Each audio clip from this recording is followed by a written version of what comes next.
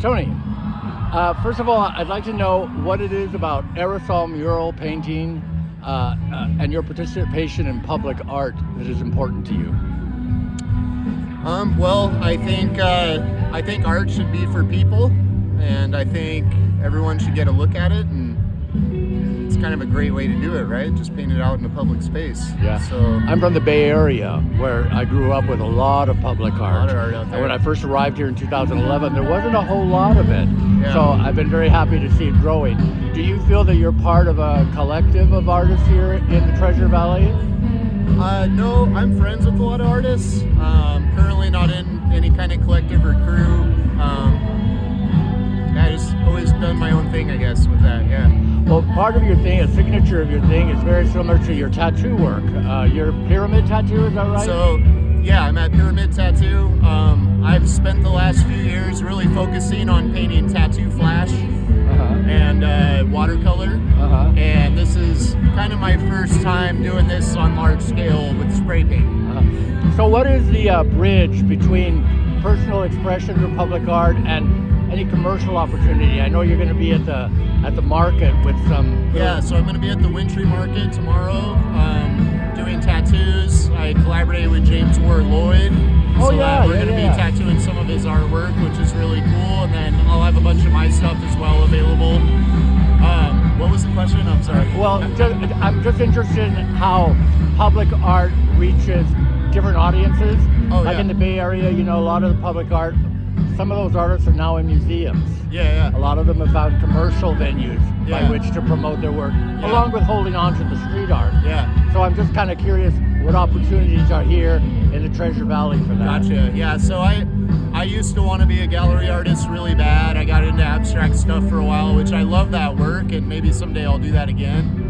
But I think by really diving into that, I learned that that's not my world. It's a bunch of rich people thinking they're fancy, and I don't give a shit about that. Okay. So I think the really great art is something that everybody can experience, and I don't know if galleries are that anymore. I mean, I think they used to be, maybe. I think it also depends on the gallery. There are some galleries that do like street artists or tattooers, but I think there's something about a gallery space that makes it feel less for the public. You know what I mean? Oh, definitely. It can feel stuffy. It can feel really money driven.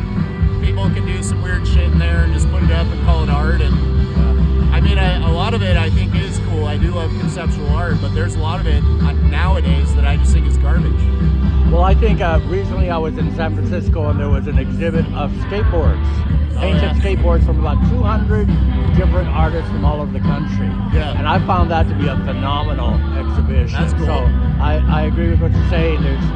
There's a way to bridge it. I'm just kind of curious. Yeah, and it's, you know, there's different galleries, so I shouldn't just say galleries all are terrible, but I guess I was talking more like high art kind of conceptual work. It can be a different atmosphere, and I just kind of learned that wasn't for me. I like a lot of the art in there, but I don't like the culture or stuffiness. And I agree with you 100%. San Francisco opened up my eyes. I'm Chicano. Yeah. We have the Placida Eyes Mural Collective down there. Yeah. And they really convinced me that art should be public. Yeah. That everyone should be able to access it. I think so. Final question then, how do you feel about Treefort embracing you aerosol muralists to do the stuff here in the park? Oh, Treefort has been great to me. I've gone to Treefort every year since it started. I started out live painting year one Treefort in the Alefort tent and moved out onto the street. I did live painting on the street. They helped me do that. Then I worked with Treefort doing an art gallery for 3 years. They were great about letting me do that. They helped me make my vision come to life and gave artists opportunities to show in a, you know, less pretentious sort of homemade gallery space. And now, you know, now I get to be back with the murals, which is really fun, and now tattooing. So I think Treefort is great. I love the opportunities they create. I love how they pay artists, and they keep it, you know, family friendly, and they really do it in a way that I think fits Boise. So yeah, I'm a big Treefort fan. I think they've helped me a lot over the years, helped me grow, helped me practice what I'm doing. And where I first saw your work was at Treefort. It was a painting of Ryan Hondo. Oh yeah, and I have photos of you painting that, and I just remember like, Wow, that's somebody I know. Yeah, you know? you'll never get quite the same reaction as when you paint somebody's portrait in public on large scale. I mean, his reaction was so cool. First he was kind of mad at me, and then he was kind of like, Tony, Yeah. and kind of got a little soft, gave me a hug, and I'm like, dude, you're great. Everybody loves you. Of course they want to see a portrait. Well, that was great. Well, thank you so much. Yeah. I really appreciate the time. Yeah, thanks for May I joining take me. a quick portrait of you? Yeah.